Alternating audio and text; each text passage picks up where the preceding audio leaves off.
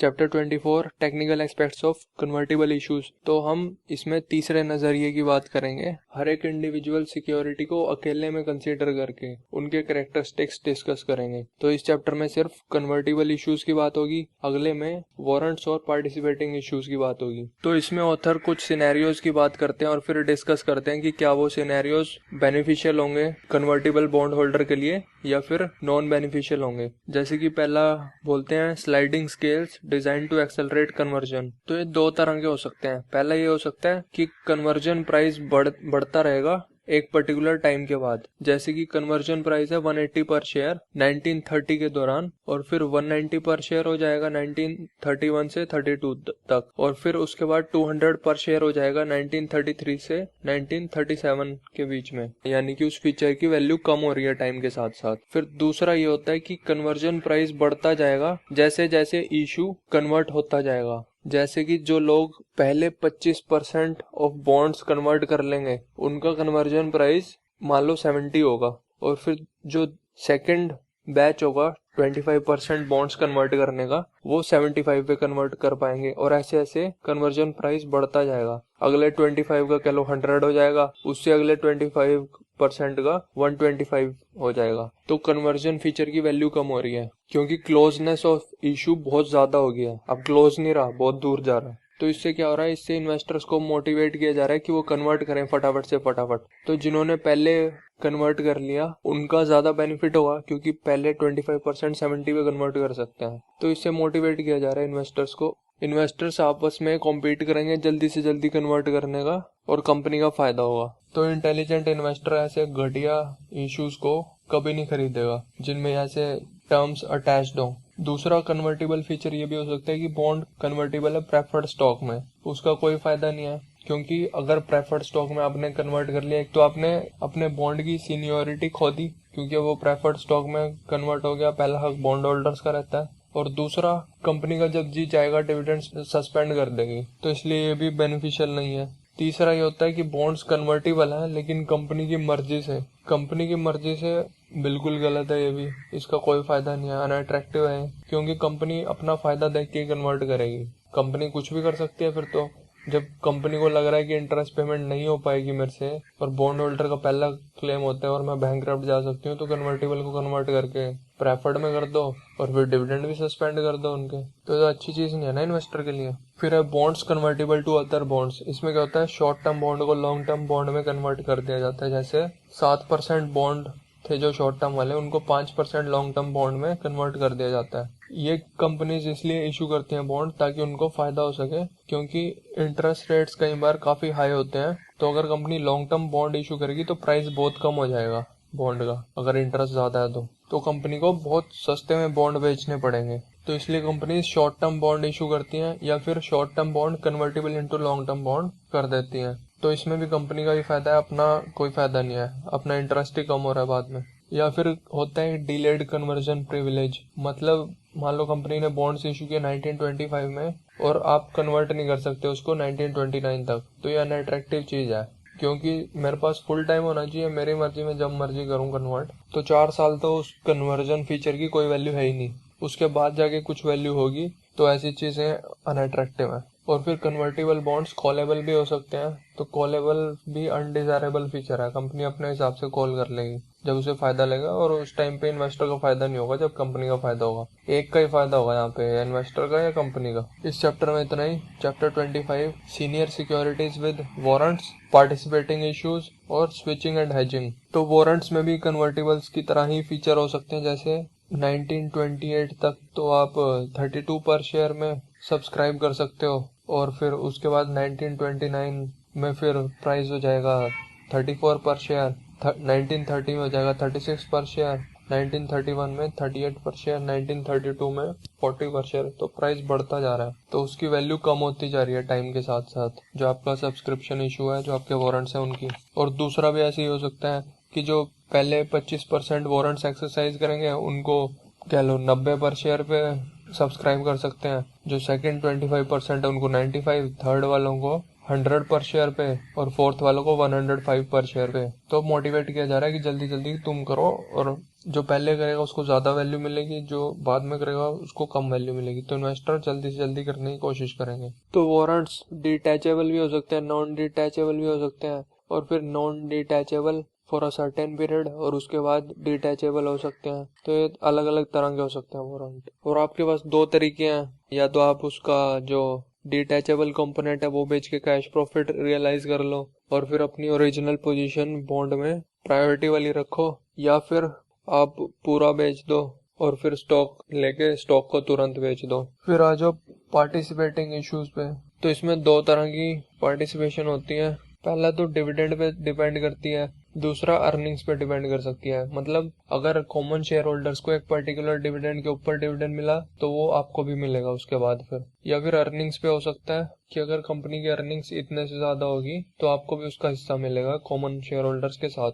और कई बार क्या होता है, किसी कंपनी का प्रिविलेज्ड सीनियर सिक्योरिटी होती है जो वो कॉमन स्टॉक से ज्यादा बेहतर अपॉर्चुनिटी हो सकती है इन्वेस्ट करने के लिए। एब्सोल्यूट टर्म्स में तो चाहे वो हो ना हो अट्रैक्टिव, लेकिन कंपैरेटिवली अट्रैक्टिव हो सकती है। जैसे वो तरह एग्जांपल देते हैं कि एक प्रेफर्ड स्टॉक थी जो कि कन्वर्टेबल हो सकती थी 7 शेयर्स ऑफ कॉमन स्टॉक, और प्रेफर्ड स्टॉक जो थी वो बिक रही थी 7 times of common stock price. और उस प्रेफर्ड स्टॉक में एक्यूमुलेटेड डिविडेंड्स भी थे कम से कम $12 पर शेयर का, जो कि ऑब्वियसली पहले ही पे होंगे कॉमन शेयर होल्डर्स को कुछ भी पे करने से पहले। तो प्रेफर्ड बिक रही थी $113 पे और कॉमन स्टॉक बिक रही थी 15:7/8 पे। तो अगर किसी बंदे के पास उस कंपनी की कॉमन स्टॉक थी तो वो उसे कन्वर्ट कर सकता था 1/7 of number of preferred shares में, क्योंकि फिर उसे एक्यूमुलेटेड डिविडेंड भी मिलते और वो प्रेफर्ड स्टॉक तो है ही कन्वर्टेबल और सेम नंबर ऑफ स्टॉक्स में। जैसे कि मान लो मेरे पास 7 कॉमन स्टॉक हैं तो मैं उनको बेच के मेरे पास 113 रुपए आ जाएंगे, तो उन 113 का मैं एक प्रेफर्ड स्टॉक खरीद लूंगा और फिर वो प्रेफर्ड स्टॉक में एक्यूमुलेटेड डिविडेंड भी है, और जब मेरा मन चाहेगा मैं उसे वापस 7 कॉमन स्टॉक में भी कन्वर्ट कर सकता हूँ क्योंकि वो कन्वर्टेबल प्रेफर्ड स्टॉक है। तो ये फायदे का सौदा था जो देखना था लोगों को। तो जो कन्वर्टेबल प्रेफर्ड स्टॉक है वो अगर कॉमन स्टॉक के साथ पैरिटी पे ट्रेड हो रही है या फिर डिस्काउंट पे ट्रेड हो रही है तो अच्छी अपॉर्चुनिटी है स्विच करने के लिए। और अगर एक्यूमुलेटेड डिविडेंड भी है प्रेफर्ड स्टॉक पे जो कि कन्वर्टेबल है कॉमन स्टॉक में, तो उसमें थोड़ा बहुत प्रीमियम भी देना पड़े तो भी कोई दिक्कत नहीं है अगर ओवरऑल प्रॉफिट हो रहा है तो ये होगी आपकी स्विचिंग। अब आ जाओ हेजिंग पे। हेजिंग में क्या होता है, ऑपरेटर कॉमन स्टॉक को तो शॉर्ट कर देता है और कन्वर्टेबल बाय कर लेता है अप्रोक्सीमेटली पैरिटी पे दोनों को। तो अगर स्टॉक प्राइस गिरा तो ऑपरेटर सीनियर इशू को बेच देगा और कॉमन स्टॉक को खरीद लेगा, अपना वो रिवर्स कर देगा ट्रांजैक्शन, जिसकी वजह से उसे सब्सटेंशियल प्रॉफिट होगा। क्योंकि जब स्टॉक प्राइस गिरेगा तो प्रेफर्ड स्टॉक का प्राइस उतनी ज्यादा नहीं गिरेगा जितना कॉमन स्टॉक का गिरेगा। तो फिर ऑपरेटर प्रेफर्ड स्टॉक बेच सकता है हाई प्राइस पे और फिर कॉमन खरीद सकता है लो प्राइस पे, तो उसे प्रॉफिट हो गया। और दूसरा सिनेरियो यह है कि स्टॉक प्राइस इंक्रीज हो गया, तो इस केस में थोड़ा बहुत लॉस होगा। तो स्टॉक प्राइस इंक्रीज होगा, प्रेफर्ड स्टॉक का प्राइस इतना ज्यादा फर्क नहीं पड़ेगा कुछ, जितना स्टॉक प्राइस का बढ़ेगा प्रेफर्ड स्टॉक का उतना नहीं बढ़ पाएगा। तो प्रेफर्ड को बेच के स्टॉक खरीदनी पड़ेगी अपनी ट्रांजैक्शन उल्टी करने के लिए और थोड़ा बहुत लॉस लेना पड़ेगा। तो ये तो होगी हेजिंग। फिर ऑथर बताते हैं एक इंटरमीडिएट फॉर्म ऑफ हेजिंग जिसमें दोनों साइड प्रॉफिट होगा। इसमें आप क्या कर सकते हैं, कन्वर्टेबल इशू खरीद सकते हैं, और जो कन्वर्टेबल इशू है मान लो अगर वो 10 कॉमन स्टॉक में कन्वर्ट हो सकता है तो इस बार आप शॉर्ट सेलिंग करोगे 5 कॉमन स्टॉक की। 5 वैसे ही ले रहा हूँ एग्जांपल, बाकी वो देखना पड़ेगा कितनी करनी पड़ेगी कितनी नहीं करनी पड़ेगी। तो अगर स्टॉक प्राइस गिरा तो प्रेफर्ड स्टॉक ज्यादा चेंज नहीं होगा प्राइस, तो आप प्रेफर्ड स्टॉक को हाई प्राइस पे बेच के और कॉमन स्टॉक लो प्राइस पे खरीद सकते हो। इसमें थोड़ा आपका प्रॉफिट कम हो जाएगा क्योंकि आप कम स्टॉक्स खरीदोगे ना, तो जो कॉमन स्टॉक वाला प्रॉफिट होगा वो कम रहेगा इस बार। और अगर स्टॉक प्राइस बढ़ गया तो फिर प्रेफर्ड स्टॉक का प्राइस इतना ज्यादा नहीं बढ़ेगा जितना कॉमन स्टॉक का बढ़ेगा, तो आप वो बेच के कॉमन स्टॉक खरीद सकते हो अपने ट्रांजैक्शन रिवर्स करने के लिए। लेकिन क्योंकि इस बार आपको कम वो खरीदने हैं शेयर, तो हो सकता है उसका इतना ज्यादा फर्क नहीं पड़ेगा और जो प्रेफर्ड स्टॉक से प्रॉफिट होगा वो ज्यादा हो as compare to loss from this common stock reversion से जो हो रहा है। तो आपको दोनों सिनेरियो में प्रॉफिट रहेगा। तो मेरे तो यही समझ में आया इसमें, हो सकता है मैं गलत भी हूँ, तो आप खुद अपना दिमाग लगा लेना वैसे तो ये वीडियो वहीं पे खत्म हो जाती है, लेकिन फिर मुझे लगा कि लोगों को हेजिंग और इंटरमीडिएट फॉर्म ऑफ हेजिंग समझ में नहीं आई होगी, तो मैंने सोचा एक एग्जांपल बना देता हूँ खुद से, तो ये इसलिए मैंने एक्सटेंड किया वीडियो। तो एग्जांपल लेते हैं सिंपल हेजिंग का। पहले इनिशियली मान लो प्रेफर्ड स्टॉक ट्रेड कर गया 100 रुपीज पे, और प्रेफर्ड स्टॉक है जो वो 10 कॉमन शेयर में कन्वर्टेबल हो सकी है, और जो कॉमन स्टॉक है वो 10 रुपए पे ट्रेड हो रही है। तो यानी कि पैरिटी पे है। पैरिटी क्या होती है, मान लो अगर मैं 100 रुपए की प्रेफर्ड को 10 कॉमन शेयर में कन्वर्ट करूं तो मुझे एक कॉमन शेयर की कीमत 10 रुपए ही पड़ेगी। पैरिटी की जगह प्रीमियम भी हो सकता है, डिस्काउंट भी हो सकता है। तो प्रीमियम कब होगा, जब प्रेफर्ड शेयर 105 110 पे ट्रेड कर रही होगी। तो यानी कि मुझे पर शेयर प्राइस कितना पड़ेगा, 105 डिवाइडेड बाय 10 10.5 रुपीज, या फिर 110 डिवाइडेड बाय 10 11 रुपए पर शेयर, तो वो प्रीमियम हो गया। और ऐसे ही फिर डिस्काउंट भी होता है। जैसे मान लो प्रेफर्ड शेयर ट्रेड कर रहा होता 95 रुपीज पे या 90 रुपीज पे, तो फिर यानी कि अगर मैं कन्वर्ट करूं तो मुझे एक कॉमन शेयर पड़ेगा 9.5 का या फिर 9 रुपीज का। ठीक है, तो यहाँ पे पैरिटी पे है। तो हेजिंग में क्या किया, मान लो मैंने एक प्रेफर्ड स्टॉक बाय कर ली और शॉर्ट सेलिंग कर दी 10 कॉमन शेयर्स की, क्योंकि एक प्रेफर्ड 10 कॉमन में कन्वर्ट हो सकता है। तो शॉर्ट सेलिंग क्या होता है, आपने किसी से, आपके पास शेयर नहीं है तो आपने किसी उधारे शेयर लेके उन्हें सेल कर दिया, और उस बंदे को वादा किया कि बाद में मैं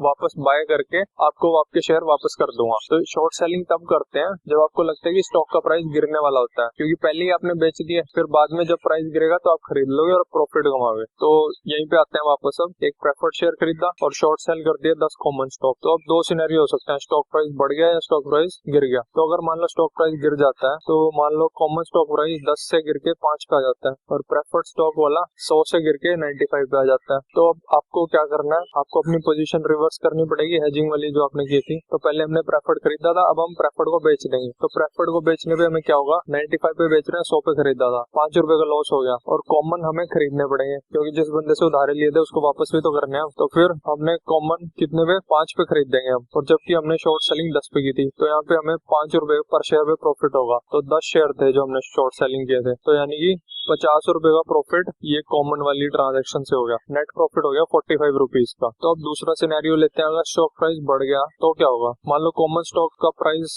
10 से 20 चला गया और प्रेफर्ड स्टॉक का 100 से 105 चला गया, क्योंकि हम कह रहे हैं ना कि प्रेफर्ड स्टॉक का ज्यादा नहीं बढ़ता और गिरते हुए भी ज्यादा नहीं गिरता। तो इस बार हम क्या करेंगे, इस बार हम वो काम नहीं करेंगे कि प्रेफर्ड को बेचेंगे और कॉमन को खरीद देंगे ना। इस बार हम जो प्रेफर्ड शेयर है ना उसको कन्वर्ट करेंगे कॉमन शेयर्स में। प्रेफर्ड शेयर का प्राइस है 105 रुपए, अगर हम उसे कन्वर्ट करते हैं तो पर शेयर प्राइस हमें कितना पड़ेगा, 10.5 रुपीज पड़ेगा। और हमने शॉर्ट सेलिंग कितने में की थी, 10 रुपए पे, और खरीद कितने पे हैं, 10.5 पे। तो यानी कि हमें लॉस हो रहा है 0.5 रुपीज पर शेयर का लॉस हो रहा है, और 10 शेयर है तो 5 रुपए का लॉस हो गया नेट हमें। ठीक है, आप ऐसे भी सोच सकते हो कि प्रेफर्ड शेयर था ही नहीं, कि हमने बस शॉर्ट सेलिंग की और फिर बाय कर लिए प्रेफर्ड के थ्रू। फिर दूसरे पे आ जाओ अब इंटरमीडिएट फॉर्म ऑफ हेजिंग में। इसमें इनिशियली वही है, कॉमन स्टॉक का प्राइस है 10 रुपए, प्रेफर्ड स्टॉक का प्राइस है 100 रुपए, और प्रेफर्ड स्टॉक 10 कॉमन शेयर में कन्वर्ट हो सकती है। तो वही एट पैरिटी है दोनों। अब आपने क्या किया, एक प्रेफर्ड शेयर खरीद लिया और 5 कॉमन शेयर की शॉर्ट सेलिंग करती, तो फिर क्या होगा,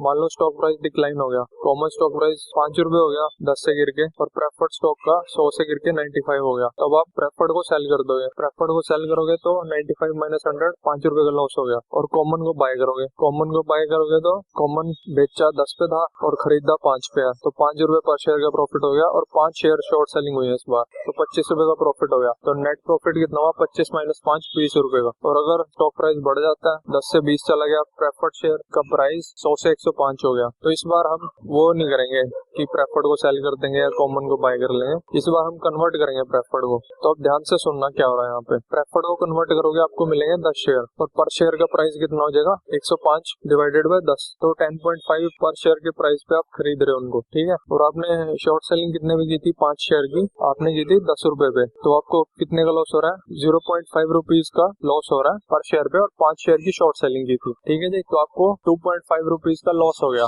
अपनी ये पोजीशन रिवर्स करने के बाद। तो अब आपके पास कन्वर्ट करने के बाद 5 शेयर और एक्स्ट्रा पड़े हैं, तो उनका प्राइस अभी हमने कहा कि कितने के पड़े, 10.5 का पड़ा, हमें बाय किया हमने, लेकिन उसका प्राइस कितना है, मार्केट प्राइस इस टाइम पे 20 रुपीज है, तो हम उन्हें भी फटाफट से बेच देंगे। तो 20 माइनस 10.5 9.5 पर शेयर का प्रॉफिट होगा, और 5 शेयर है वो जो एक्स्ट्रा शेयर्स हैं, तो 47.5 रुपीज का प्रॉफिट हो जाएगा, लॉस हुआ 2.5 रुपए का, तो नेट प्रॉफिट कितना हुआ 45 रुपए का। तो इंटरमीडिएट फॉर्म ऑफ हेजिंग की वजह से दोनों टाइम पे प्रॉफिट हो रहा है। तो बस यही कहना था मुझे।